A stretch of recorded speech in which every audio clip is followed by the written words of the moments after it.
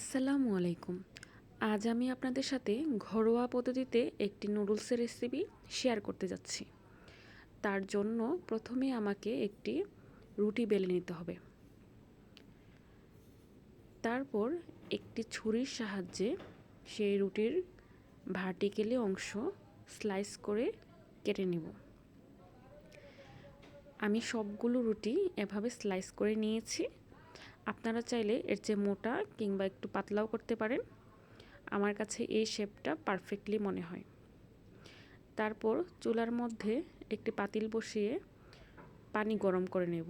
তার মধ্যে কিছু রান্নার তেল দিয়ে দিব যেন নুডলসগুলো লেগে না যায়। এবার স্লাইস করা নুডলসগুলো আমি সেই পাতিলে দিয়ে খুব ভালোভাবে সিদ্ধ করে নেব।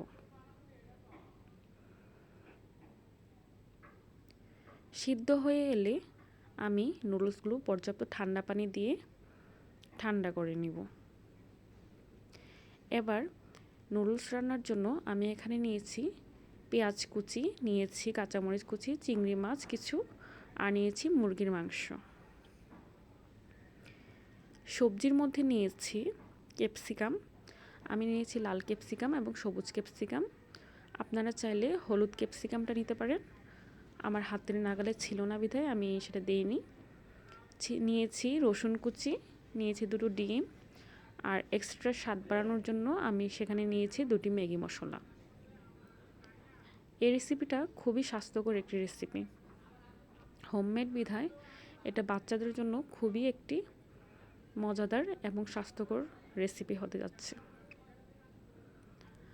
আপনারা এই রেসিপিটা বিভিন্ন সবজি দিয়ে তৈরি করতে পারেন, যেমন গাজর, বাঁধাকপি ইত্যাদি। এবার আমি একটি কড়াইয়ে তেল দিয়ে 2টো ডিম ভেজে নিয়েছি। ভেজে নেওয়ার পর আমি সেই তেলে পেঁয়াজ কুচি এবং মরিচ দিয়ে খুব ভালোভাবে রান্না করে নেব।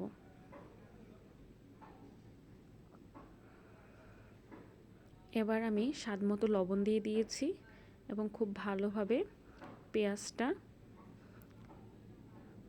রান্না করতে থাকবো। এ পর্যায়ে আমি মুরগির মাংস এবং চিংড়ি মাছগুলো দিয়ে দিয়েছি এবং খুব ভালোভাবে সিদ্ধ করে নিয়েছি।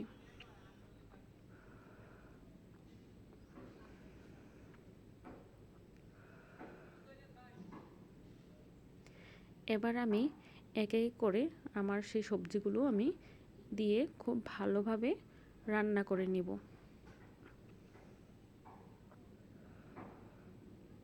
একটু সময় নিয়ে রান্না করব, কারণ ক্যাপসিকামগুলো খুব তাড়াতাড়ি সিদ্ধ হয় কিন্তু মাংসটা একটু সময় নেবে। এখন আমি মশলার মধ্যে হলুদের গুঁড়ি এবং একটু জিরার গুঁড়ি দিয়ে নিয়েছি।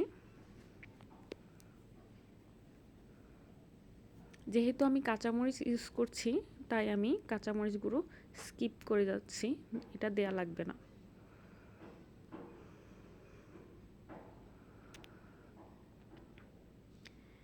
এবার আমি আগে থেকে ঝুরি করা ডিমগুলো দিয়ে খুব ভালোভাবে মিশিয়ে নিয়েছি। খুব ভালোভাবে মেশানোর পর এবার আমি ম্যাগি মশলাগুলো অ্যাড করে দেব।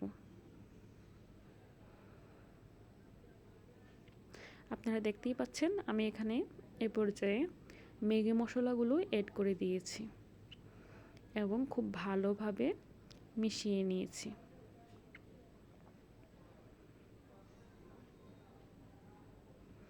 এবার আগে থেকে সেদ্ধ করা নুডলসগুলো দিয়ে খুব ভালোভাবে মিশিয়ে নিতে হবে। আমার রান্না প্রায় হয়ে গিয়েছে, আপনারা দেখতেই পাচ্ছেন দেখতে কত ইয়ামি লাগছে আর খেতেও মাশাআল্লাহ অনেক ইয়ামি হয়েছে। এই তো আমার নুডলসের রেসিপি। আজকের মতো বাই, আল্লাহ হাফেজ।